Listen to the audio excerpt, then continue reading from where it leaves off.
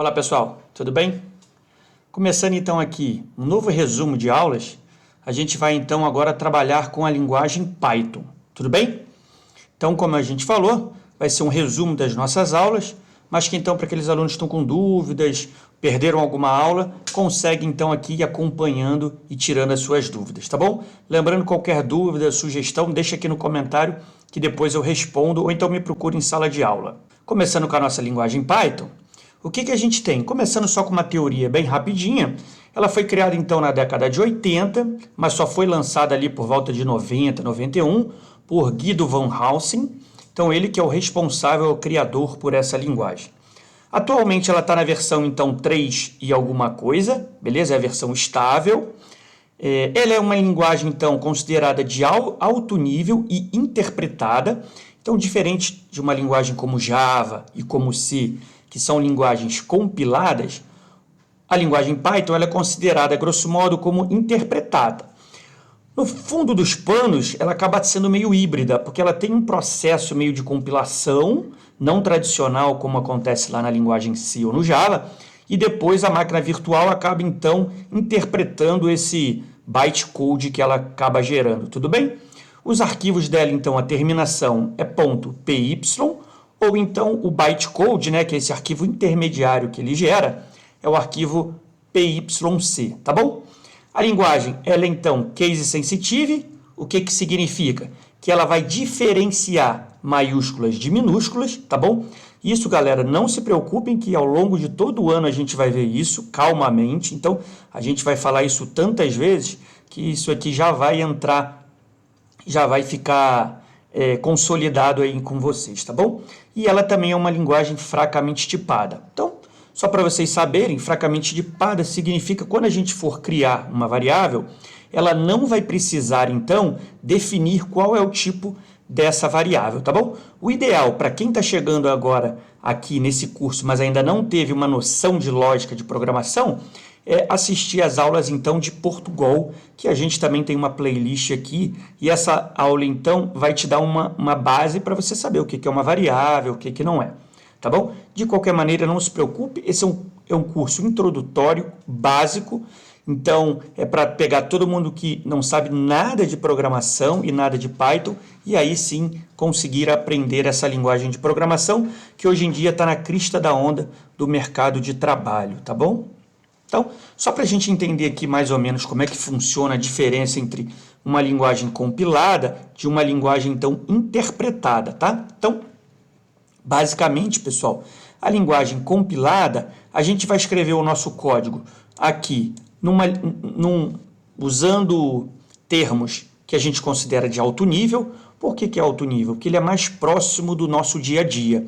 Então, a gente vai utilizar trechos e frases que a gente conhece, tá bom? Porém, o computador não conhece isso. O computador não conhece Rafael, Python, Portugal. Por quê? O computador ele só conhece isso daqui. Uma sequência de zeros e uns. É só isso que ele conhece. Como a gente está escrevendo, então, em alto nível, né? Como é que a gente vai conseguir fazer com que ele transcreva isso ou ele entenda isso, já que ele não entende isso? Então, pessoal, nesse momento, entra então a figura do compilador, tá bom? A linguagem C e a linguagem Java, elas são então uma linguagem mais consolidadas com o compilador. E aí o que acontece? Ele pega então isso que você escreveu em alto nível, ao chamar o compilador, ele então vai transcrever ele para uma linguagem que o computador entende, tá bom? Então, basicamente, tá? Isso falando de uma maneira bem rasa, tá bom? Porque para entender exatamente como o compilador funciona, existe disciplina própria em graduação, por exemplo, que você só vai estudar os compiladores, e aí você vai ver a fundo como é que funciona. Mas aqui, para a gente entender a diferença, tá bom? É importante a gente ter isso de uma maneira bem rasa mesmo, tá bom? A gente escreve na linguagem que a gente conhece, a gente chama um programa que é o compilador e ele vai transcrever para uma linguagem que o computador conhece. Bom, e o que é uma linguagem interpretada, que é, por exemplo, como o Python funciona? A linguagem interpretada vai acontecer o seguinte, você escreve um arquivo e aí o interpretador ele lê diretamente esse arquivo e já mostra na tela, grosso modo. tá bom? Então, o interpretador cru, ele vai fazer isso. Você pega, interpretador, por exemplo, como o PHP, você escreveu aqui num arquivo texto, você não precisa gerar um novo arquivo. O próprio interpretador vai lendo e vai interpretando linha após linha, e aí ele vai mostrando na tela. O Python, ele funciona, como eu falei, de uma forma híbrida. Então, a gente tem aqui o nosso código-fonte. Esse nosso código-fonte, então, ele vai ser chamado quando a gente manda rodar, né? Ele chama, então, um bytecode. Esse bytecode, então, ele chama um programa, então, que gera esse bytecode, que aí essa terminação .pyc, e aí esse cara, então, é interpretado pela máquina virtual PVM do Python, tá bom? Essa é a mesma filosofia, por exemplo, do Java. Só que esse PVM, na hora que ele vai ler esse bytecode, ele acaba realizando a interpretação. Então, ele faz isso diretamente. Então, de forma bem rasa, era isso que a gente tinha para ver de teoria, tá bom? E aí, onde é que a gente vai utilizar a linguagem Python? Pessoal, basicamente a gente pode utilizar ele de 3 formas. A gente pode utilizar ele online. Então, existem sites que rodam ele. A gente vai ver um site aqui, que é esse segundo site aqui, ó, que é o mais facinho, tá bom? Para a gente utilizar. Esse carinha aqui, online-python.com. Ou a gente pode instalar o Python na nossa máquina, e aí o Python já nos fornece um terminal, né, chamado de idle, que a gente pode trabalhar. Mas normalmente ninguém acaba trabalhando com ele. As pessoas normalmente escolhem uma IDE, que o que é uma IDE? É um programa, como se fosse um programa mesmo que a gente utiliza. Só que ele serve para os programadores escreverem os seus programas. Então, essa ideia vai te ajudar na escrita dos programas. E aí, pessoal, a gente vai ter uma sequência de programas que a gente pode utilizar. Visual Studio Code, que é o mais utilizado, Jupyter, PyCharm, e aí tem outros, Sublime, um monte de outros que a gente pode utilizar, tá bom? Eu vou entrar aqui no Online Python, só para a gente... Ó, então, esse aqui é o programa, tá bom? Então, se a gente for observar aqui, ele tem uma parte inicial. Veja que aqui ele já criou um arquivo .py, que é a terminação do Python, beleza? Tem ali para abrir, para salvar. E aqui, se eu escrever, por exemplo, um comando que a gente vai ver hoje, por exemplo, testando. E aqui embaixo, no run, a gente mandar ele rodar, a gente vai ver que o que a gente escreveu ali em cima, ele já vai mostrar aqui. Beleza? Esse aqui é o console. Então, inicialmente, no Python que a gente vai ver é isso. É claro, pessoal, que o Python você consegue criar sites, criar sistema para a internet, tem interface gráficas como essa bonitinha. Porém, para o que a gente está fazendo aqui inicialmente, a gente vai utilizar esses terminais, tá bom? Então, vamos voltar lá para o nosso PowerPoint para a gente ver. Bom, quem quiser instalar o Python em casa, pessoal, entre então nesse site, python.org/downloads e baixa aqui se for para o Windows. Para o Windows, pessoal, é next, finish. Você já consegue, então, executar o Python na sua máquina, tá bom? O Visual Studio, em outro vídeo, eu gravo, então, mostrando como é que você faz para instalar, então, o plugin do Visual Studio, tá bom? Então, olha lá.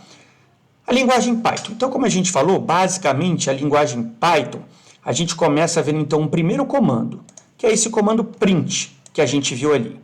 O que esse comando print vai fazer? Assim como o próprio nome diz, pessoal, print, ele vai printar, ou seja, ele vai mostrar, vai apresentar, vai imprimir alguma coisa na tela. Beleza? Como é que a gente escreve? Print.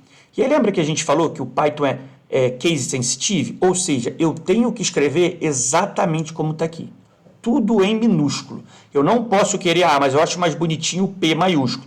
Não dá porque ele vai acusar um erro, tá bom? Então, escrevi print, abro chave, abro aspas duplas e coloco o texto que eu quiser. Nesse texto aqui, pessoal, aqui dentro é um texto. É como se você estivesse escrevendo no Word. Então, nesse momento, você pode sim colocar maiúsculo, acento, aí o que você quiser, tá bom? Mas nos comandos, que a gente acaba chamando de comandos e palavras reservadas, você tem que seguir o que o Python conhece. E o que ele conhece? O que foi definido na sua sintaxe. E aí, pessoal, depois, ó, a gente vai ter, então, o fechamento das aspas duplas e o fechamento do parênteses, tá bom? Fechamos esses dois itens. Se a gente der um Enter, ele vai mostrar a mensagem aqui. Então, veja que a saída no console está aqui. E aqui a gente tem também a mensagem exibida para o usuário. Beleza?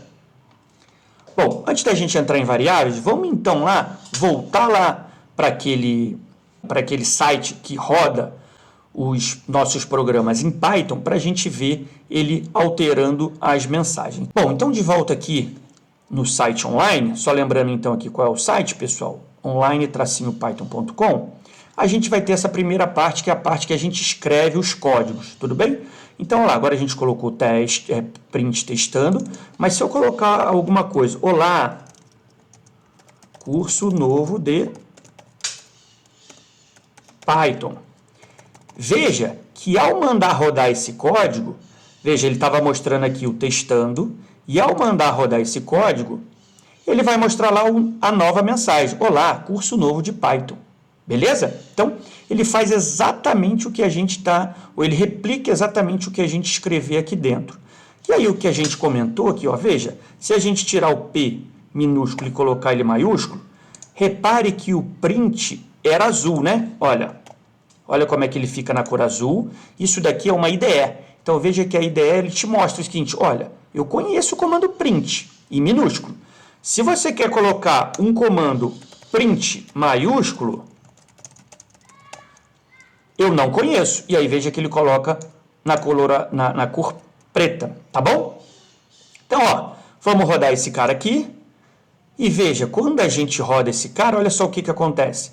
Ele já apresenta aqui um erro, tá vendo? Então, veja que ele diz, né, que ele não conhece ou não está definido esse print com P maiúsculo. Ou seja, nas funções dele, o que ele conhece até hoje, não existe ninguém chamado print com P maiúsculo. Então, você com isso já consegue acertar indo na linha que ele já mostra aqui, ó, na linha 5.